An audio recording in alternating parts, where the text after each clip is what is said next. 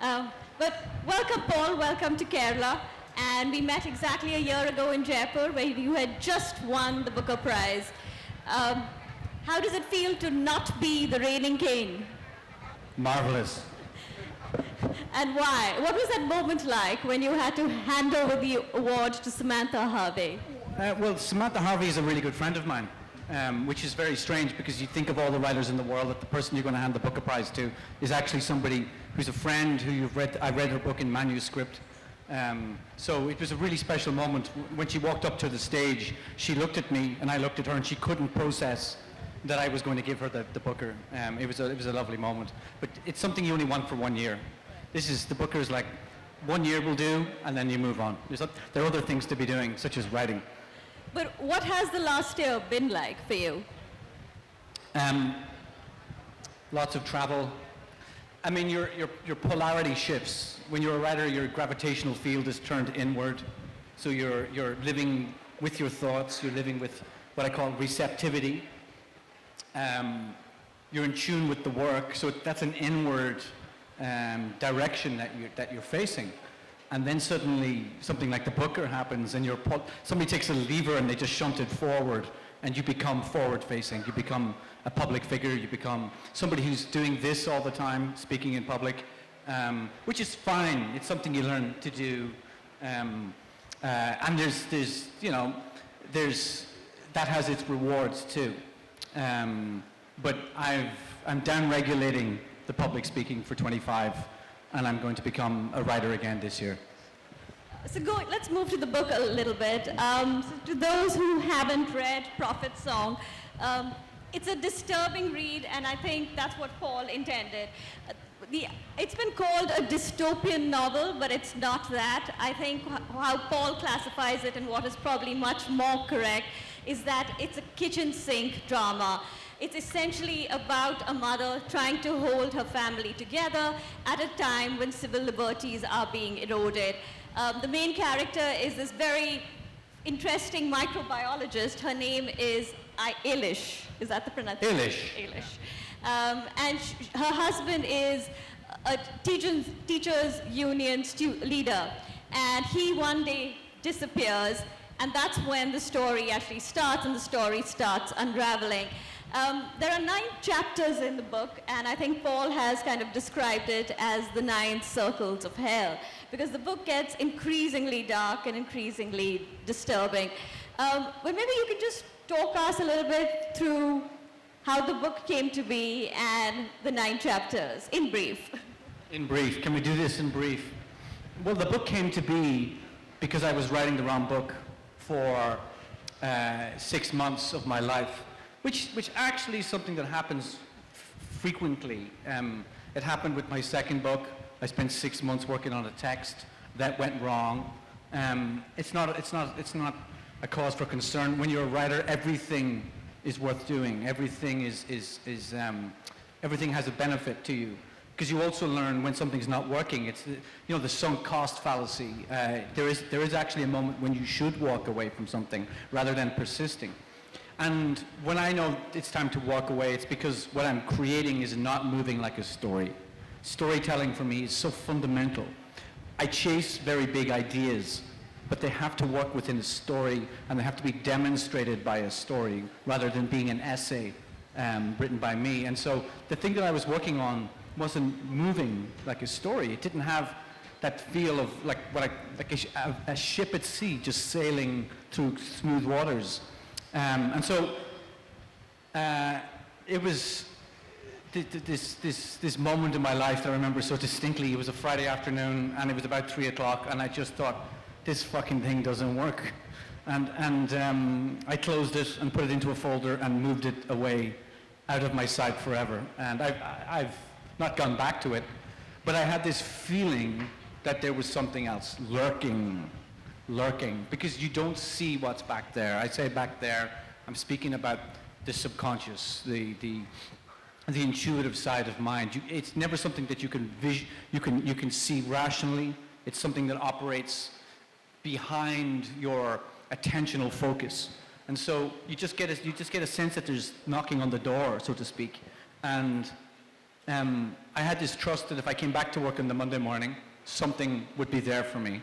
And that's exactly what happened. I came back on the Monday morning, created this new document, stared at an empty page, and thought, fuck, I don't have a novel. And then I wrote the first page, and there it was. And I knew in that moment that was the first circle of hell.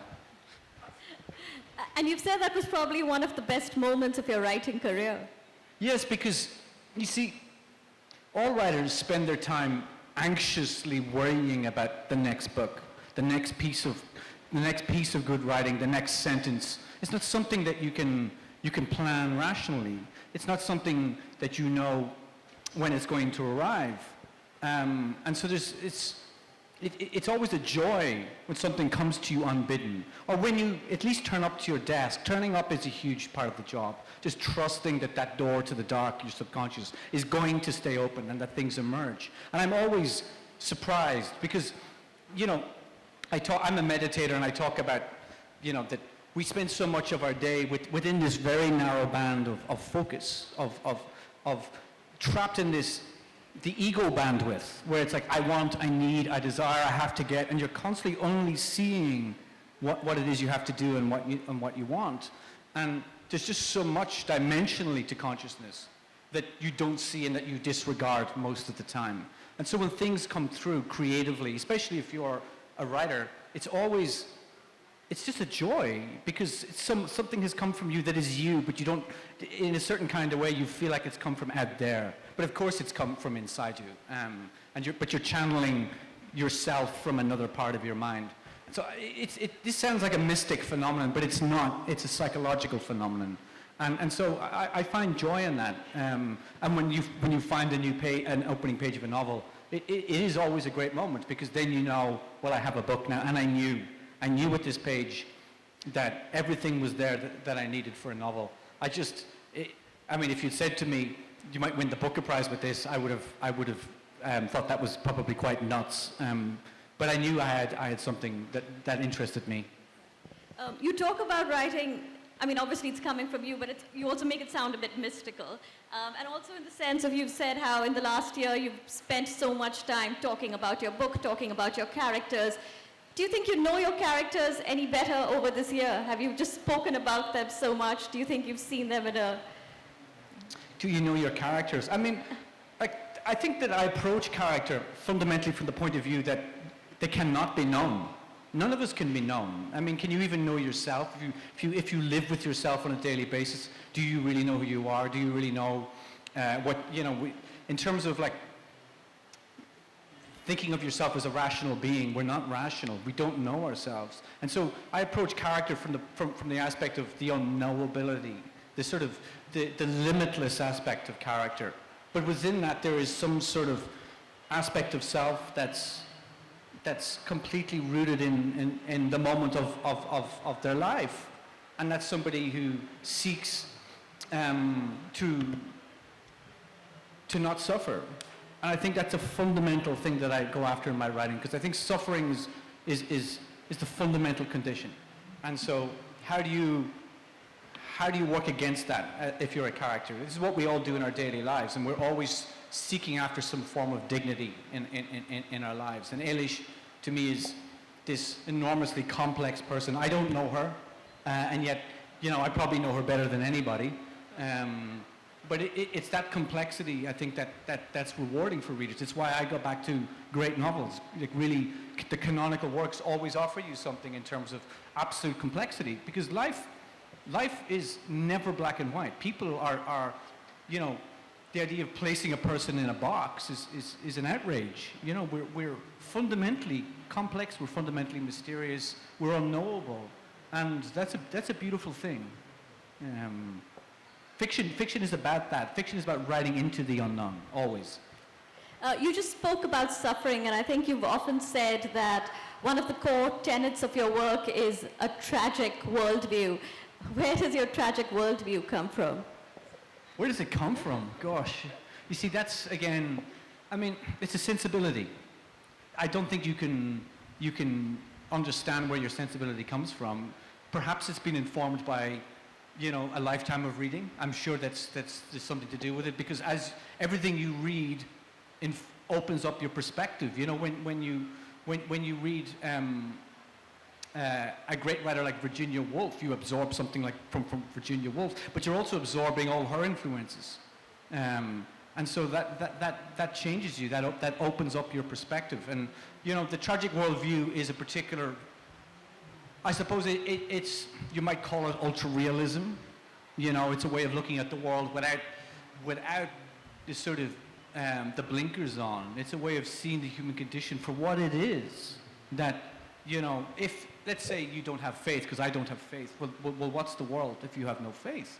Well, it's not what we want it to be.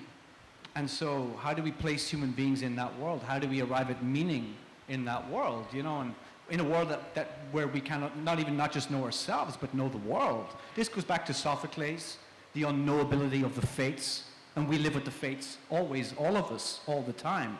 We live with monumental decisions in which there's no true answer. You know, there was a moment, you know, I can't remember which play it is, where Agamemnon has to choose between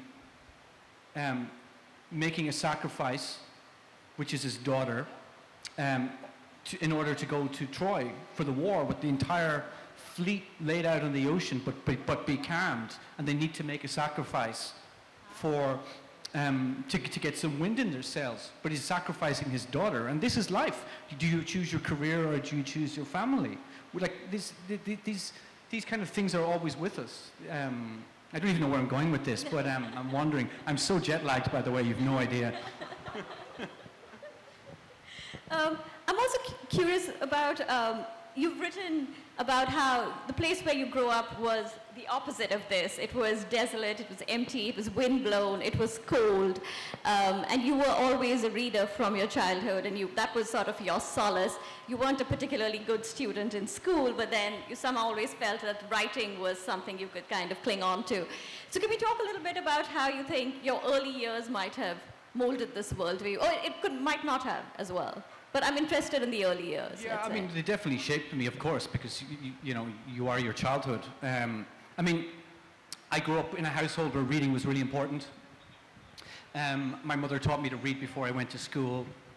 And when I was 11, she marched me down the town to the local bookshop and got me a job, which I look back now and I think it's very amusing to get, you know, to be working for, I think it was £2 a day I was getting at the weekends. But I had an opportunity to read everything in the shop. And I immediately started reading the cheap thrillers that my father wouldn't let me read at home, Jack Higgins novels and Len Deighton novels, things that were considered, you know, adult fiction, full of sex scenes that I didn't understand. But I just needed to read, and language was always there for me. But I grew up in a world it was tough. It was very rural. There was this sense always of being an outsider, which is pervaded into all my books. It's sense of, because I wasn't born there, we moved there when I was a kid. And so there was always that sense when you were growing up, when I was growing up, being reminded by the locals that I was not a local. But I mean, to be considered a local there, I think you'd need to have been there for like 7 generations, and only then would you be tolerated as somebody from that place. How far were you born from this place? I was born in Limerick City, which is about 200 miles from That's it? from Donegal. And so where I grew up though was, you know, it is a sort of, it's on the northern seaboard, northwestern seaboard. Wind and rain smashed would be the best way to describe it. But something happened when I began writing, which was my first novel, which was set in the 1832. When I located the writing to Donegal, I suddenly tapped into this sense of the landscape and what it represented, which was something I missed as a kid, of course, because when you're a kid, you just want to get out. But when I was growing up, it was a landscape. Sorry, when I started writing, it became something that stood in for time, deep time, geological time, that sense of the eternal backdrop that shapes our lives. And so suddenly I had this feeling of time in my books, and that's always been there, and also the alienation. In this book, I think Ailish and Larry are sort of the couple. They're battling against the system in a way, and I think Ailish is always confounded by how she sees her rights erode, how things suddenly start disappearing from supermarkets, how her son's name appears one day in the newspaper because he hasn't shown up for military service, and she always has this deep faith that the state will not fail her, that the state is sort of on her side. But it's also interesting how in the novel you never make it clear whether it's an authoritarian left-wing government or it's an authoritarian right-wing government. So I want to talk a little bit about that and the decision not to sort of pin it on either side. It's interesting because most people realize the importance of what the book is doing in terms of the position it's taking, that the political aspect is actually not necessary in this book. But occasionally there's a reader who's like, why did you leave out the politics? I don't understand it without the politics. Of course I left out the politics. It was the first major decision that I made, because once you put in a politics, the book becomes about that politics. It's inescapable. It defines and pigeonholes the novel. What this book is chasing is not the political. It's chasing something much, much broader. It's chasing the existential. It's chasing the deeply humanitarian aspect of the experience, which pulls it out of the political and places it into the eternal, into the universal. Because what's happening in this book is essentially an eternal recurrence. It's what we do to ourselves always throughout time. That the story of Prophet Song it's happened twice in our own time since the book's been published. You know, I watched it. You watched it in Ukraine. I've watched it in Gaza. It's never going to change, because there is, unfortunately, and this is the tragic worldview, there's just a wretchedness in the human condition. There's an aspect to us that we're always going to default to, which is a kind of brute reflex in our psychology, and it comes from our evolutionary inheritance, and we're not going to outgrow it. It's the tribal instinct is fundamentally it's a fundamental aspect of us, and so, but there's always this sort of teleological idea that we're advancing towards the utopia, and it's such a naive idealism, and so the book is, to me, it's about the problem of grief. It's about what we are always through time, and that's it's that mythic dimension that's so important. That in my writing, I'm always trying to get up to the close to the mythical. When you get up to the mythical, then the universal becomes apparent. And as I've traveled so many countries with this book, I've been in countries, of course, that are I don't want to say unraveling, but certainly going through democratic backsliding, and people say to me, this is our story. I feel this book to be true for us here. And yet I can go to another country where the situation is very different and they say the same thing. I've met people who are refugees from war zones, and they said, this is our story too. And so that's the beauty of the mythic, is that it can contain all of these stories in one. I wanted to come to that, actually, because when the book first came out, it was very soon touted as dystopian. There were sort of parallels drawn with like Margaret Atwood, etc. But when a reader comes up to you and says, this is my story, for you, is that sort of the ultimate validation for what you were trying to achieve with this book?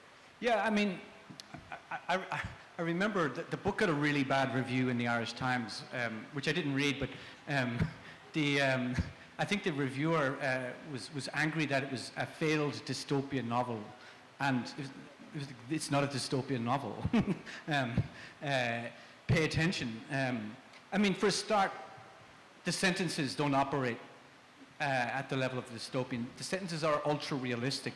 You mentioned kitchen sink drama. I mean, the sentences are taking you into the absolute ultra realism of the moments, which is the now. But as you're reading this book, I'm sure at some point in your head you're thinking, well, where is this? When is this set? Is it set in the future, or is it some alternate present moment? That is what suggests the dystopian. But as the book evolves in your reading experience, you realize that what's unfolding is actually what you're watching on the news. It's what you may be living through. It's what you've been hearing other people going through always. And so, for that reason alone, it cannot be speculative. It cannot be dystopian, because it's actually reflecting the moment we're in. And that was the intention. And the moment we are in is because of what the state does. And I just want to read a very nice passage that you had. The state is supposed to leave you alone, Michael, not to enter your house like an ogre, take a father into its fist and gobble him. How can I even begin to explain this to the kids, that the state they live in has become a monster? As a father of 2 young children, is that something that you ever worry about? Or can we talk a little bit about those concerns? Do I worry about it? I mean, I think as a parent, what I worry about is the world that my children are going to inherit from us. Right now, it's not looking good, if we're really honest. It's certainly not feeling like things are pointing in the right direction. The interesting thing about the generation that are coming after us is they have moved past the point of lived experience, living memory from the events of, say, World War II. So the abyss that opened in the 20th century and that swallowed so many million people, that abyss shaped decades of post-war thinking. It shaped the memory of those events, shaped our response to how we shape the world. But of course that lived memory is past. That generation is gone. And so now there's a generation coming through where perhaps it's just hearsay now. Perhaps it can be disputed. And we're in a space, certainly a post-truth space, where what we call our consensus reality, our epistemology is being completely shattered. And so everything's up for grabs. And when everything's up for grabs, you move into a very dangerous space because you're no longer dealing with objective reason, you're in the realm of subjective belief.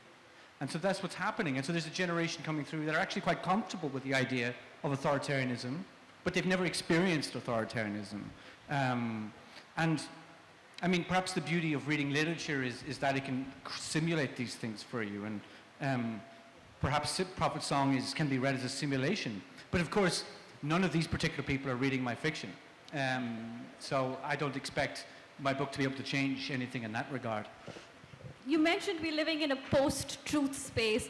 Do you think the novel has a especially important function to play at a time like this? And what do you mean actually by a post-truth space? We had 500 years of the Enlightenment, and in the round, what it's helped to offer us. There are no absolute objective truths in the world, but you know, when Newton walked up those steps from the dungeons of the Middle Ages, they brought us empiricism and skepticism that helped to shape the scientific values of how we understand the world now. So they gave us something we can all hold on to and agree on what the real is. And so expertise became important. And we're in a space now where, through social media in particular, through the internet, it's shattered the consensus that we all gradually put together. You know, it was a very delicate consensus, and it was never a complete consensus, but it was a shared set of narratives that we can agree on. This is as close as we're going to get as human beings on agreeing on what the real is. But the real is really coming undone now. And so social media has supercharged that. And it's tapped into the vulnerabilities of people. It's tapped into sense of outrage. It's tapped into senses of nostalgia, of anger, of tribalism, of groupthink. And it's extremely good in terms of its algorithms of giving people more of that, so it brings you further down that particular rabbit hole. What I'm saying here is not particularly new, but that's the post-truth world. And so it's just a dangerous place to be, because once that's shattered, how do you put it back together again? I don't know how you do that. But you're asking about fiction. I mean, fiction is fundamentally untrue. It's all lies. You know, I make shit up for my living. But at the same time, what I'm doing is I'm building a mirror with which we can see the world symbolically. And that's so important, because fiction can reveal to us the truth of our lives at a higher level of reality. It can reveal the truth of our lives to us at a symbolic level, which is hugely important because human beings are symbolic animals. There's just no escaping it. It is the human truth. We may think that we are entirely rational, but there's a vast amount of our thinking belongs to the irrational. It belongs to that sense of trying to understand ourselves within this cosmos. It's a very deep fundamental need, and that has to be spoken to whether we like it or not. And we've come through, a good century and a half of increasing secularization. And in the 20th century in particular, fiction worked very hard, literature worked very hard to provide meaning to readers. It asks some serious questions. If you move from Melville's Bartleby all the way up through Dostoevsky and through Conrad, many writers, all the way up to the existentialists of the 20th century, the conversation was in the public domain of meaning in this world. That conversation has completely disappeared. Fiction has become political, which is a very narrow focus. And so that sense of answering who we are symbolically in the cosmos, how do we arrive at authentic meaning? These are really important questions, and they're not being addressed in our culture. And so while that's happening, generally speaking, our entertainment has been reduced to the level of distraction. And so we're becoming really lost. And it used to be that we were alienated from the world in this fallen world, but now we're actually alienated from ourselves. And that's a very dangerous place to be. And that's where, when you're alienated from yourself, that's where rancor comes from. That's where a sense of misdirected anger, this sense of something's wrong and I don't know what it is. Because you're placeless. You're placeless in yourself and you're placeless in the world. And so this is something we have to think about, but it's also partly the reason why religion is on the rise again, and why I think we personally think that we're going to enter into a massively conservative, resurgent religious period of the next few decades. Because I guess religion is post-truth as well. Oh my God. No, Let's not go there. I'm not going to stir the pot in that one. But you mentioned entertainment, and I think in the book, again, there's a very moving line about how what someone is experiencing as war is entertainment for someone else. And that's what's happening in our own homes as well, right? We're watching television, and you watch Gaza, and you watch Ukraine, and you might be disturbed, but you're continuing with dinner. So can you talk a little bit about this dissonance? And I think it comes out very well in the book as well. Yeah, I mean, it's something I used to think about a lot, about my childhood. This little small color TV in the corner of the kitchen. And the family were sitting at the dinner table, and we're just eating our dinner. And at the same time, maybe it was the Balkan Wars at the time, you're looking at, thousands of completely dispossessed human beings marching on file to a place of better safety. You're watching cities, communities, homes being torn apart, being, smoked into the dust. And you're eating your dinner. This is the spectacle. This is modern life. We grow up with this stuff. If you were to take somebody from the 19th century and tell them, well, in the future, people will eat their dinners while watching this box which beams images of war and carnage and destruction into their homes, they would sound bizarre. It would sound dystopian. And yet, that's life. And so we're conditioned to this. And the problem with the conditioning is that our response to that is completely neutered. We build this very high wall around our good feeling. And there's good reason for that. I think as an individual, it's too much to ask all of us to take on the suffering of the world. How are you supposed to do that? It is genuinely too much to do. But at the same time, there are serious humanitarian questions as a society that we should be asking ourselves about. It's all about the questions and not the answers. I don't know how any of this can be solved. But, I was talking about this a few minutes ago with a journalist. When Alan Kurdi, that child, washed up on the beach in Turkey, I remember feeling some degree of sympathy, but not enough. And that's the problem with sympathy. Sympathy is, it's useful, but it's not the same thing as empathy. Empathy is the pain you feel when you experience somebody else's suffering. You experience it for yourself.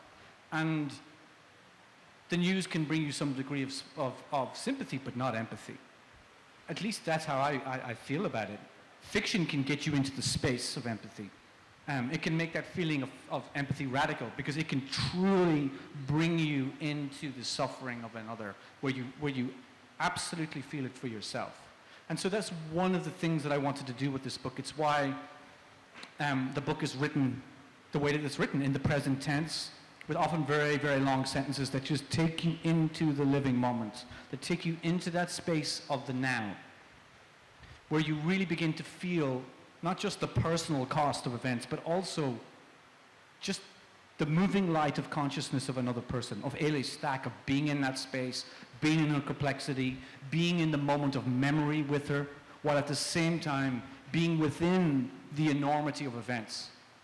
And this is, this is what fiction can do, because you watch the news and you see the enormity, you see the fates at work, the grand scale.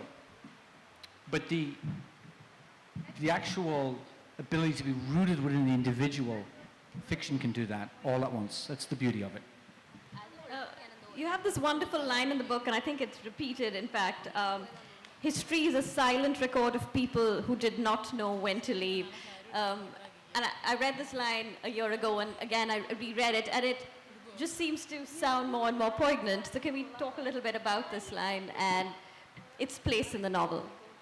Well, it's about the question of knowing when to leave. Because there's a fallacy that almost all of us buy into. And it happens when you watch the documentaries, when you watch the films about the Shoah, or any of these films where you realize it was too late to go. And we always say, but I would have known, I would have got out. And this is what Prophet Song gets into, is asking the question always, well, would you know? Is it time to go now? Because Eilish can't leave. The complexity of your life. Let's start with just the top layer, which is Eilish is working for a pharmaceutical company, so she's got a career, but she's got 4 kids, 3 of whom are teenagers. One of them is doing the leaving cert. The other one's top of the league in hockey. Her father, Simon, is sliding into dementia. There's no one to mind him. Her husband has been arrested. He's been detained without... he's been disappeared into silence, and so there's no judicial process. So what are you supposed to do there? So how are you supposed to leave with all of that going on? How are you supposed to leave when you presume that the world of law and order and human rights, that which is the world of liberal democracy, that's going to be maintained? How do you call it? How do you call it? Because when you leave, you're leaving behind your property, you're leaving behind your life, you're leaving behind all these layers of identity.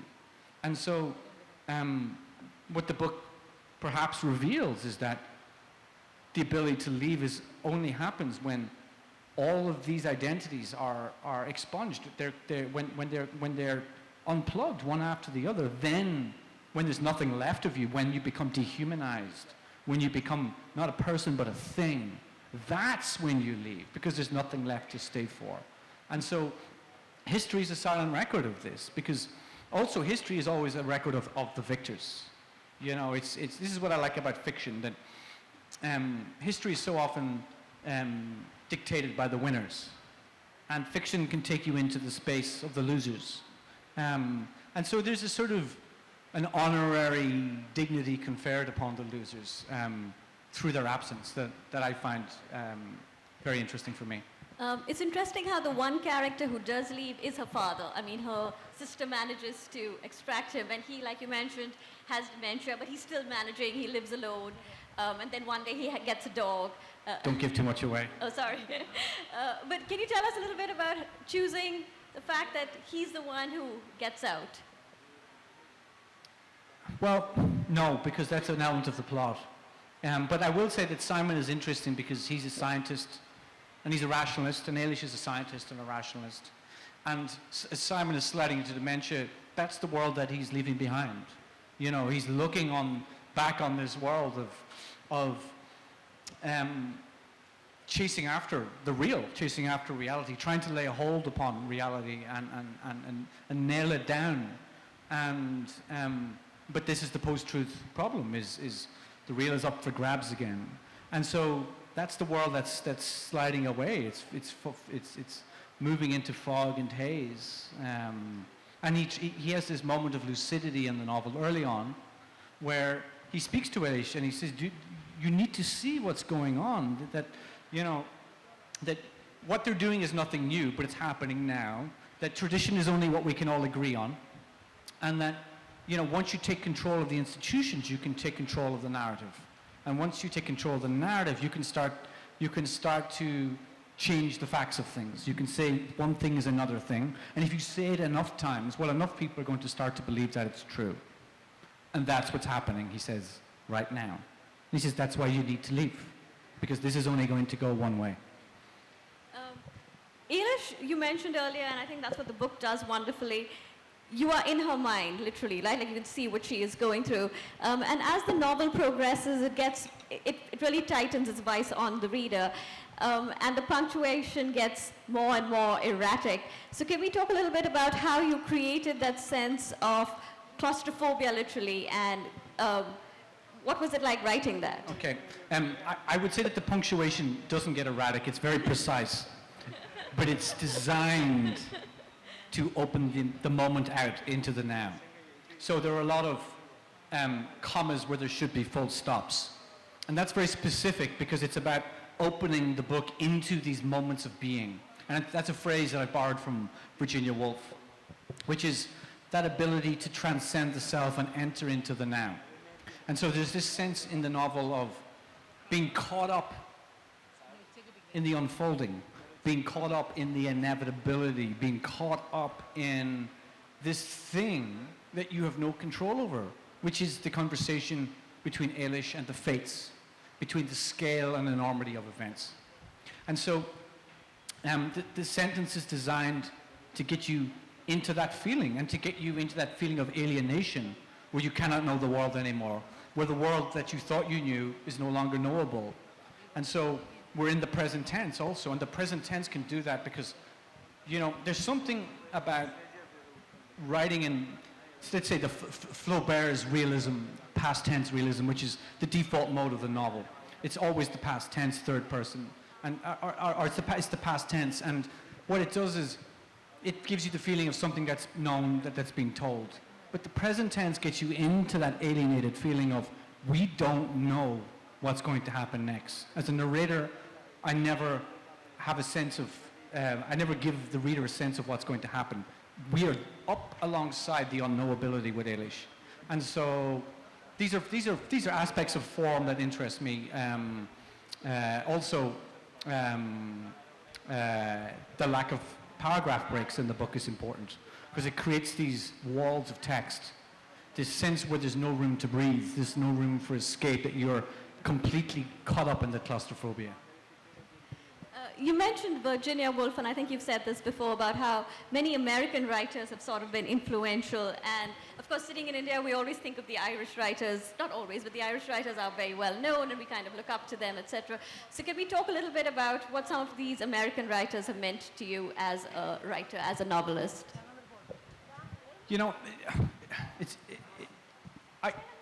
I think writers are always influenced by a vast amount of writers. Books are made out of other books. It's just the fact of writing. I've been hugely influenced by the South Americans. I've been hugely influenced by European fiction. Irish writing is something that's just in the water in Ireland. You just drink it and you have it. But there's something about Faulkner has been very important to me. McCarthy's been very important to me. The Southern Gothic writers. But in general, I would say that there's the type of writers that I mentioned earlier, that conversation that I can see in fiction from Melville to Dostoevsky and Conrad and to Faulkner and so on. It's a particular conversation that I call cosmic realism. It's a particular way of writing about the world where it's seeing human beings with a maximum amount of scalability. It's seeing human life as though from a cosmic eye. And so it's the ability to really present the human story at the grandest scale, but at the same time to get down to the texture of the furniture, to get down to the texture of the wood, the arrangement of the tables and chairs in the room, and hold all of that in the one space. If you take a really great book like As L.A. Dying, Faulkner's masterpiece, which is a book that's absolutely on the level of Shakespeare. That is a book of archetypal elements. You know, there's a death, there's a storm, there's a flood, there's a funeral, there's a family. There are myriad voices, all of them an entire universe unto themselves and completely locked off from each other. And it's an extraordinary demonstration of the human scale, of that cosmic eye. And that's something that I'm really drawn to. And you know, I think that belongs to the tragic worldview.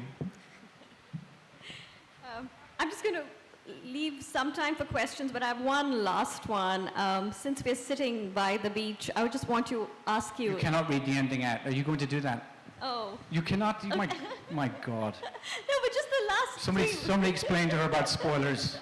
No, but that's not a spoiler. You cannot give the ending away. How many people have not read the book? Okay, you see, we got to protect all these people. I want them to buy the book. Okay, fine. We won't talk about that. New question. Hardy Boys. Why do you like them? Oh my God. This is the definition of bathos. From the sublime to the ridiculous. The Hardy Boys. I mean, when I was a kid, my mother bought me a Hardy Boy book. And I remember looking at the cover and I thought it looked awful. So I refused to read it. Yeah, right? And then I read it, and I was about 8 years old, and I thought, this is fantastic. So then I became obsessed, as I do with everything, and I started reading everything that I could get. And my grandparents lived in Limerick. And my grandparents would come up to Donegal every Easter. And one Easter they arrived with this suitcase, and they handed me the suitcase. And I opened it up, and it was full of Hardy Boy books from the late 60s, early 70s.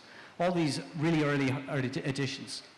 And it was incredible. And it turned out that my uncle was also obsessed with the Hardy Boys when he was a kid. And my uncle is a writer now.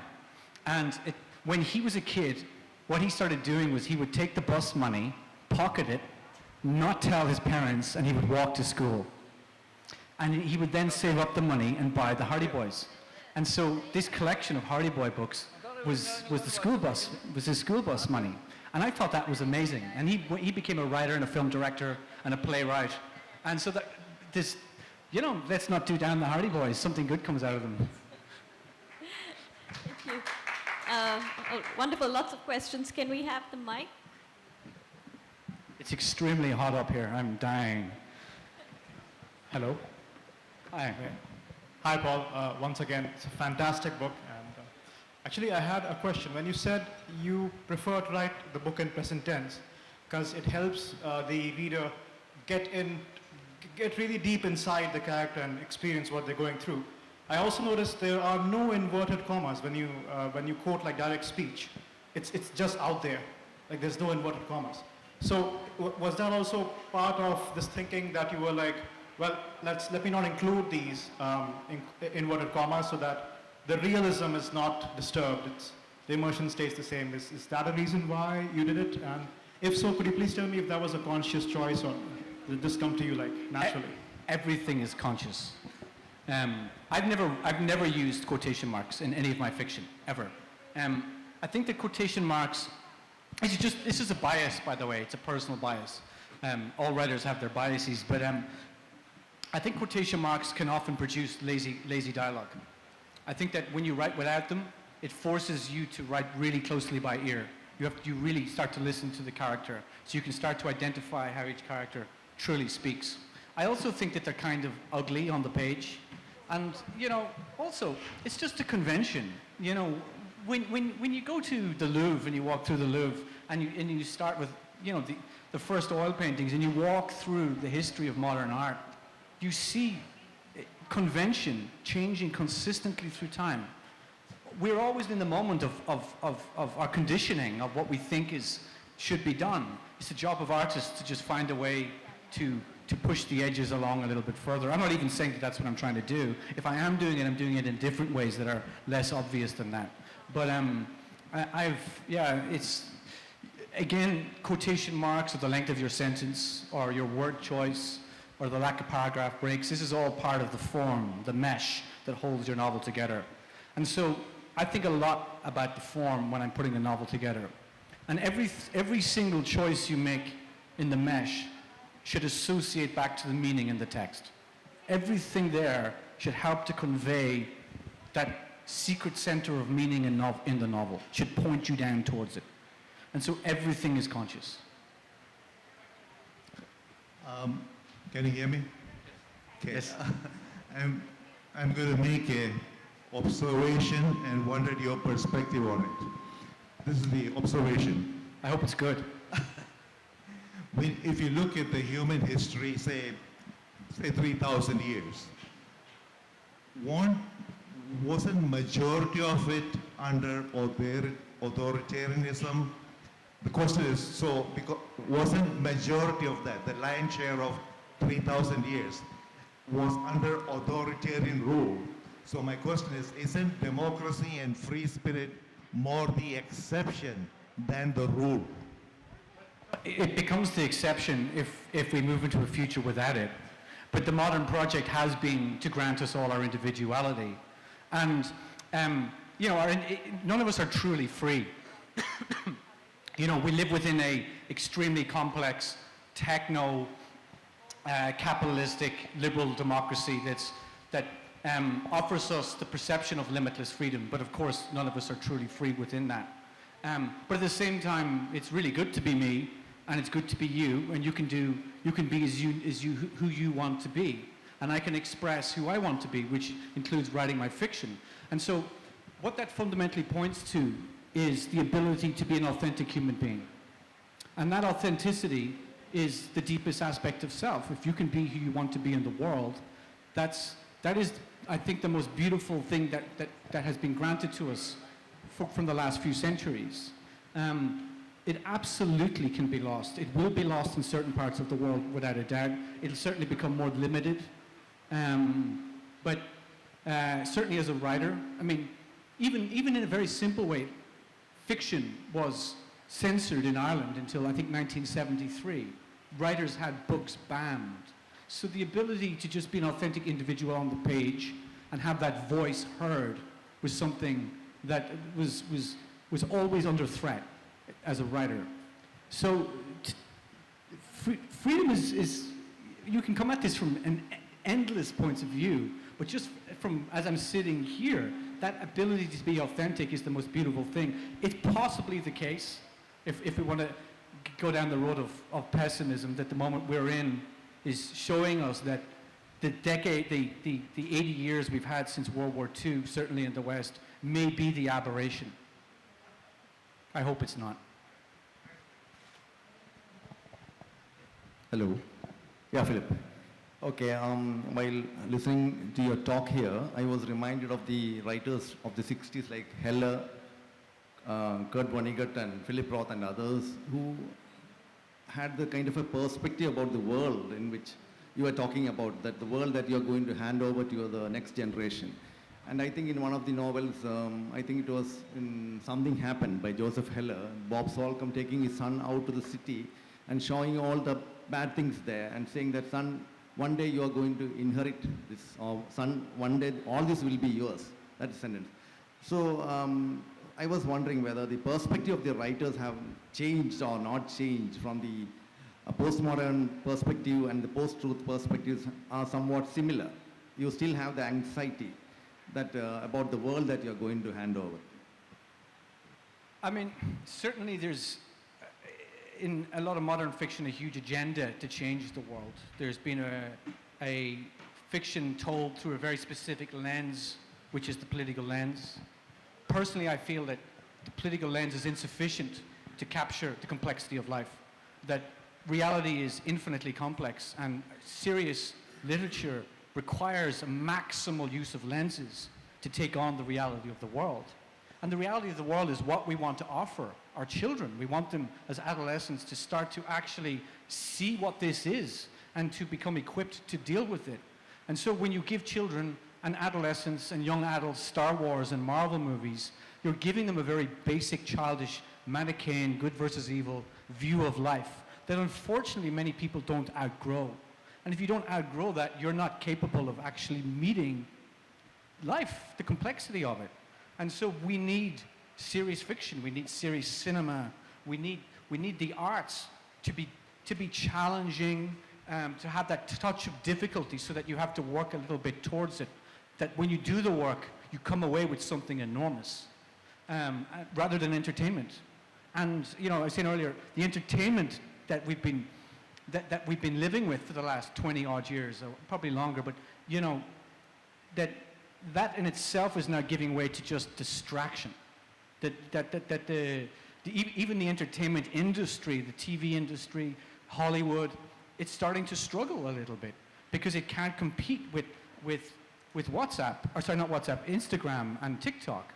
And so what are we creating in terms of the next generation when people are lost in that level of consciousness? I personally find that terrifying. Thank you, Paul. Thanks for your wonderful book. And I suppose I should say, as Ireland's ambassador here, we're very proud of you, very proud of what you've achieved. And it's wonderful to see that you're coming back to India, a country that's so steeped in literature as Ireland. And as I said, you're helping me in my job, because everywhere I go around India, I see your book. And I know that it had a huge resonance here. But my question to you, Paul, is when you were writing the book, was Irish political history or Irish current political developments in any way on your mind? Or were you thinking of another place? Because you've spoken about the universality of the themes and its relevance to many people in different geographies. So, you know, I'm struck by the inverted irony of people fleeing across the border to Northern Ireland, whereas in our history it was the other way around. So how much was Ireland on your mind, or were you thinking elsewhere? Thank you. Thanks, Kevin. And it is, I'm very happy to be back in India again. It's my second time here, and it's always an extraordinary experience. Though getting here is requires a lot of work and usually a lot of missed sleep. So I seem to be holding it together today, so thank you for your kindness, everybody. You know, the thing about being Irish is it just comes with a great degree of a history of suffering that's inescapable. I think any nation that, you know, any population that grows up with the amount of rain and darkness that we do is going to affect the temperament. But I was aware, of course, of Irish history writing this book. And there were certain memories that I had as a kid, because I grew up on the border. I grew up in Donegal, right beside Derry City, which is just over the border in Northern Ireland, during the Troubles, which was a period in Ireland from the 60s through to the 90s of effectively civil war and terrorism. And I remember as a kid walking up Shipquay Street in Derry with my mother, and an armoured vehicle coming down the street with a British soldier leaning out of the turret with his rifle pointed like that. And we talked about conditioning earlier and what you're used to. That was a moment where I'd slipped outside of the conditioning and where I saw what actually was normal was not normal. That it's not normal to walk through a city street with somebody having an automatic rifle at the ready, pointed in your general direction. And so that's not something you forget. Even getting into Derry, the watchtowers and the checkpoints and the intense security, you know, my father being asked for his license, sometimes being asked to open the boot, and a soldier looking into the boot. These are experiences that they're small in the scheme of things. They're certainly nothing compared to what Prophet Song opens you out to. But it's a nice starting point. It's a little bit of flavor. But of course, Prophet Song is also a statement about the world that we're in now, the world that has always been, and the world that will always be. That's the idea. Thank you. Hi, Paul. Hi there. Thank you. Your Prophet Song brought me here, and it was a wonderful book. And I don't think it's a dystopian novel. After finishing that novel, I found that it gives us a lot of hope. A rays of hopes are there. And I have particularly noticed a sentence in your novel that a great awakening begins. And I'm so curious about that particular awakening, do you remember that?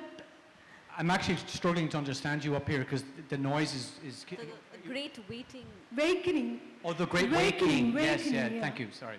Could you please explain, and what kind of awakening do you put forward to the society? I think that is the key, main theme of that novel. Yeah. Oh, thank you. Thank you for your question. In many ways, when this book starts and the book opens with a knocking on a door, it's already too late. It's all over. The book's about the response to what you do when you can't do anything.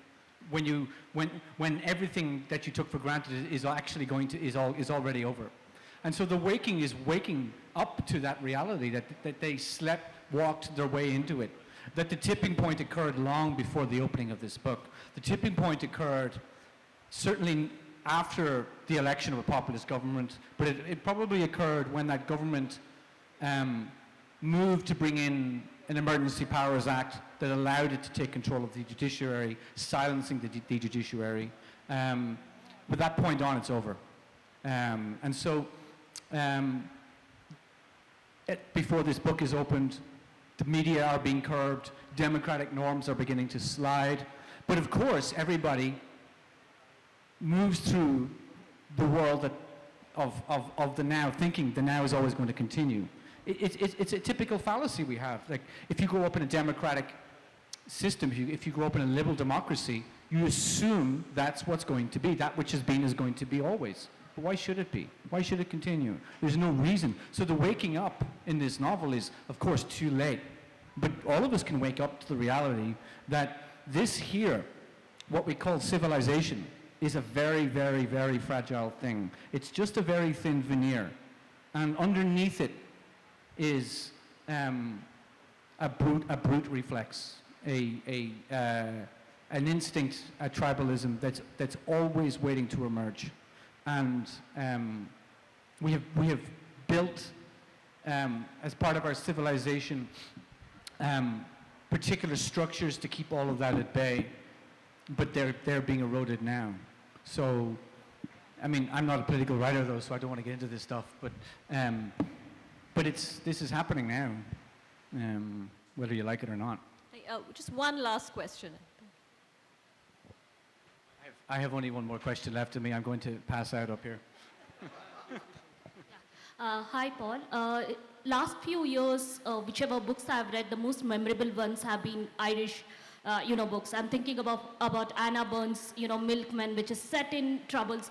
It was brilliant in both form and content. And even last book I read, which was Sally Rooney's Intermezzo. So what is it that the Irish, literary environment that is doing right, that so many good books that is experimentation in form and the content it's coming up. I just wanted to know the environment, Irish literary environment that is encouraging, We're talking about something that is ineffable to a certain extent. How do you define why a certain culture starts producing work that resonates at the largest level around the world? There are definitely some things that are practical that you can put your finger on. One, of course, is that the Irish government supports Irish writers to a very high degree. That's really important because time costs a lot of money when you're a writer, and it's the most precious resource. And when you wake up every day with the wolf sitting by the bed staring at you, you're not going to do your best work. And so, having the Arts Council in Ireland being a very well-funded body is enormously helpful. But there is something happening in the culture, which is that there is a kind of silent revolution happening culturally and socially in Ireland, in that we're going through an enormous post-Catholic shift. Our identity of what it means to be Irish now within the culture of being in Ireland is changing. People are reconstructing what Irishness actually means from a secular point of view, but also geopolitically, because Ireland is no longer this little cultural backwater on the western seaboard of Europe. It's absolutely the center of the world. Silicon Valley is second home is all in Dublin. And so we're right at that point between the US and the UK and Europe. We are a truly cosmopolitan country. And so if you were, an academic just taking a cursory look at Prophet Song, you would go, well, that's clearly a project, and that's clearly come out of that, because it's a book that's distinctly Dublin, it's distinctly Irish, but at the same time, it's also distinctly global or universal. And so that writers are absorbing these energies unconsciously. We're not rationally thinking about this stuff, but this is where we're at now. And so the writing, it goes into the writing. It's the best I can offer you. Thank you so much, Paul. We're totally out of time, and before you pass out, we shall let you go. Thank you to the audience for being here, and do buy the book, and I did not give away the ending.